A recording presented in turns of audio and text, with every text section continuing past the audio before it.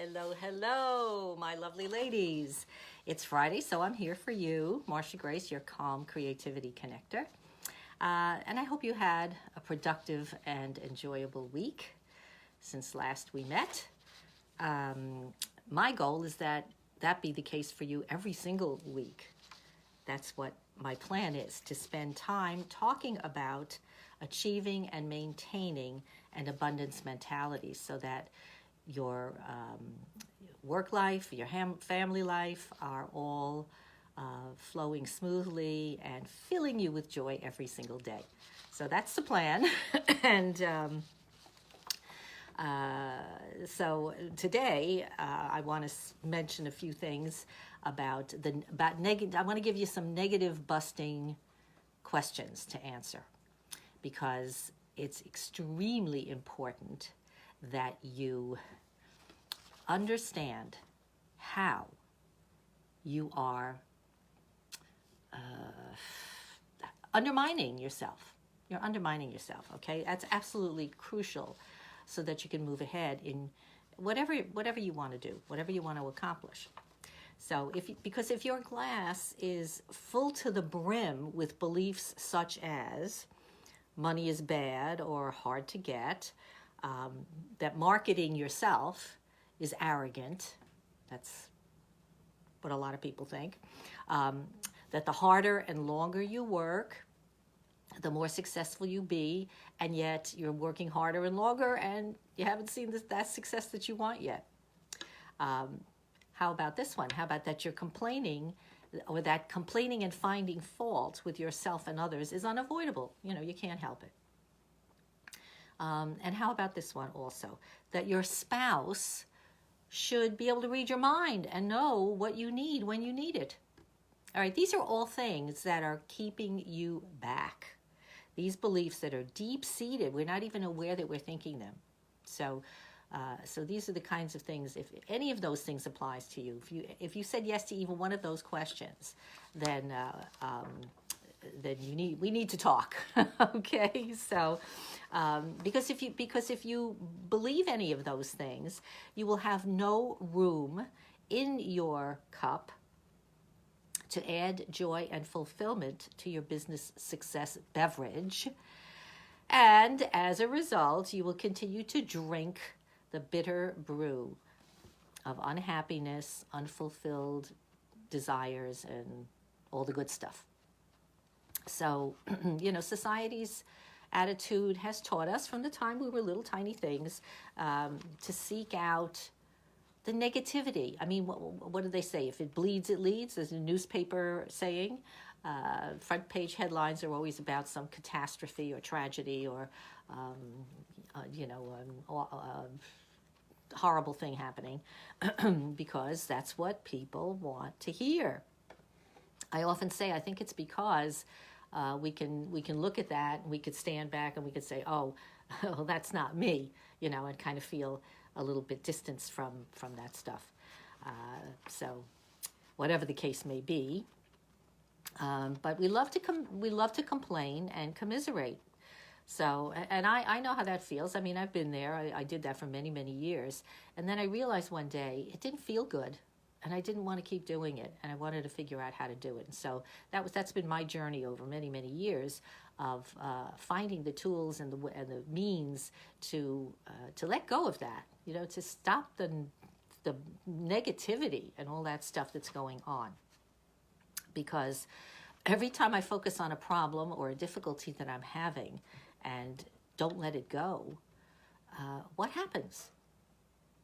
It doesn't go. That's what happens. It's ever present in my mind, and I can't move on from there. So I hope you're not in that position. And if you are, let's continue to talk about this. So last week I asked you to start noticing the things in around you, things, people, situations, whatever, that annoy you, right? If you were here last week, I asked you to notice those things and to, become aware of them. Just become observant of them. If you wanted to write them down, that would have been even better. Because once you write something down, you're committed. You're committing yourself to that awareness, and that's really, really helpful, as we'll talk about in a minute. All right, so so I asked you that, and I hope you were able to do it. If not, you can certainly do it again this week. Try it out, because what you're going to find is how often you have these negative thoughts, how often you're feeling victimized and abused. And that's not a good place to be. It's not going to help you to move ahead and get going. So it does take, and I'll admit this, it takes concentrated honesty if you really want to uncover the insights that will turn up as you answer the following questions. I'm going to ask you some questions now, and I want you to write these down, and give them really, really serious thought. All right, the first question: are you taking care of yourself? And yourself with a capital S, self. All right, capital S. And the reason I say capital S, because it's your greater self, the self that is not just my little, body sitting here in a chair, but the self that's out in the world doing stuff, is related to other people, and has broad and wide connections. Hi, Don. Good, Donald. Nice to see you. Okay. So are you taking care of this self? Now, what do I mean by taking care? Are you paying your taxes? Are you, you may be saying, yeah, I pay my taxes. Yeah, I get my teeth cleaned. Yeah, I talk to my friends, whatever. Okay. Yeah, that's all good and all important. God willing, please get your teeth cleaned. Very important. But that's not what I'm talking about. Really, what I really want you to think about when you're thinking about taking care of yourself is to nurture yourself, to understand how important how important you are, and how important it is for you to honor your needs above all else initially. Okay, that doesn't mean you're selfish. It doesn't mean you don't care about other people. It doesn't mean you don't take care of others, and your family and your business associates and your whoever. It doesn't mean that at all, but it does mean you start here, because if you don't start with yourself, it's never going to happen. It isn't. I'm telling you, it's not going to happen. So you have to start here, and of course I have ways of helping you do that so that you can recognize how you can do that.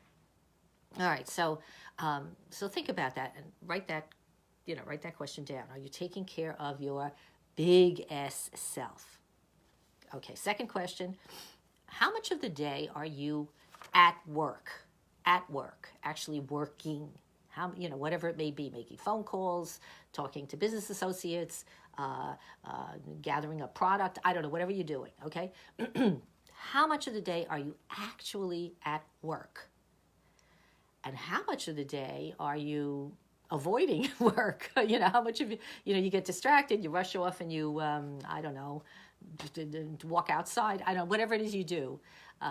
So think about that. I can't answer that for you. I don't even want to know personally, but I want you to think about how much time you are actually engaged in meaningful work that's taking your business to the next step, or keeping your business running smoothly. Okay? Very important question. And the reason I'm asking that is because of the third question I'm going to ask you. Okay? And that is because what you might notice is the reason why you are avoiding, or maybe not doing as much work as you'd like to believe you are, right? And that is, are you in a business that you feel passionate about? Are you loving your business? Do you love what you do? Do you love your customers? Do you love your clients? Do you love your business associates? Do you love your employees, whoever they are? Do you enjoy going to work every day? Now, that may seem like a stupid question, because you say, well, this is my business. Of course I have to, right? But that's not what I'm asking you. I'm not asking you, do you have to go to business because you have to? Of course you do. You have to make money. You have to put a roof over your head. That goes without saying. But are you loving what you're doing? And this is a really tough question. I get it. I know it is a tough question. However, I want you to think about it. Just think about it. I didn't say to do anything. I'm just saying think about these questions. Okay. And the last question for today, because I'm always asking questions, I am the nosiest thing in the world, but but today the last question I'm going to ask you is, do you have achievable goals written down? Written down. Goals written down. Do you have goals written down? Achievable ones. Not, I'm going to make $3 million next year or this year or next month or whatever. No, not some pie in the sky crazy idea, but something that you know you can achieve if you keep working at it, if you really put in the time and the energy, without killing yourself, of course, but you know you can get this done. So this is extremely, extremely, again, important. When you don't have a goal, I could do it tomorrow, I could do it yesterday, it doesn't matter, it's not that important. We can make up a million excuses why, we don't have to do stuff. And that will definitely not be conducive to good, enduring business. So, all right, so those are 4 questions. Now, what I want you to do, if at all possible, is get yourself a notebook, anything, a pad, a piece of paper, whatever. Well, more than a piece of paper. But I want you to get a notebook so that you can, I'm always scribbling in notebooks, you can take a page and put each question at the top of the page. Put each one of those questions right there at the top of the page, and then start writing. And you don't have to do them all in one day, please. That's too much. Do it, one a day or something like that over this next week, and see what comes out of it. Because what it is, we're so outer directed that we don't take the time to ask ourselves the important questions in life that are going to really help us find the answers that we need to build our businesses. So it's really, really important that you take this time and really give yourself the space to write down. Now, again, you're not writing a novel, you're not writing a book, you're not writing a documentary. You are simply writing your own thoughts about that question. And honestly, it's going to, like I said, it's going to take great honesty to do this well.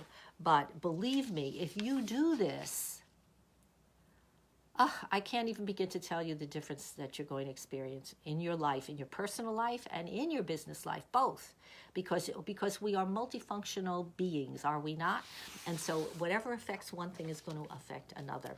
A few weeks ago, I wrote a blog about Indra's net. And it's this Hindu concept from ancient writings where the net, has got lines going this way and this way. And at each intersection of the line, here where they intersect, is a jewel, a sparkling jewel. And that sparkling jewel's light, sparkling out, reaches the next intersection, and and that intersection reaches the next intersection. So in other words, whatever starts here trickles out to the entire net, which is this world, your life, and so on and so forth. So you want to start with moi. And again, it's not being selfish, it's being what I call self-full. Because when you are self-full, you are working from your deepest, most powerful self.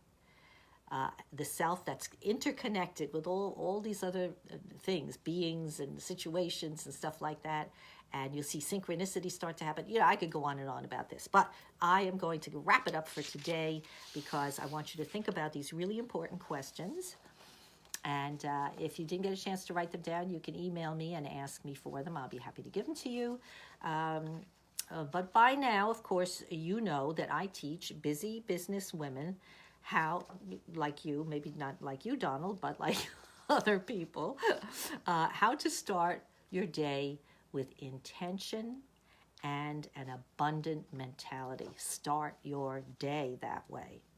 And if you would like to have a 30-minute chat with me to uncover some of the blocks that are keeping you from this success that an abundant mentality will offer you, drop me an email and